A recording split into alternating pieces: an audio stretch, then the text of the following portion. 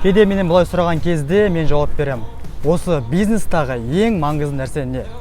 Менде барлығы орындалу үшін, қолымнан барлығы келу үшін мен не істеу керекпін? Бизнестағы ең маңызды құндылықтардың бірі ол не? Әрине ол мына ми. Сен мына басыңмен ойлау керексің. Мен не істеп жатырмын? Және ол нәрсені мен не үшін істеп жатырмын? Сен мына басыңмен ойлау керексің. Мен не айтып тұрмын? Және ол нәрсені мен не үшін айтып жатырмын? Тіпті сен не ойлап тұрғандығың жайында ойлау керексің. Ол нәрсені мен не үшін ойлап тұрмын? Сенің ойыңда әртүрлі негативті ойлар пайда болды. Енді өзіңе сұрақ қой. Егер де осыны ойлауды ары қарай жалғастыратын болсам, не болады? Не өзгеруі мүмкін? Әрине, менің көңіл-күйім түседі. Менің өміріме негативті ойлар кіріп кетуі мүмкін. Тіпті мен өзімнің істеп жатқан нәрсеме сенбей қалуым да мүмкін. Мүмкін мен ол нәрсені ойламау керек шығармын. Мүмкін негативті ойды позитивке ауыстыру керек шығар. Дәл осылай сен өзіңнің ойыңды негативтен позитивке ауыстырасың.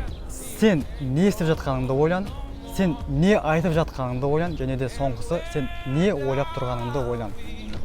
Сол кезде сен қолыңнан барлық келеді. Және айтпақшы, сен қайда бара жатырсың, және де не үшін бара жатқаныңды ойлан.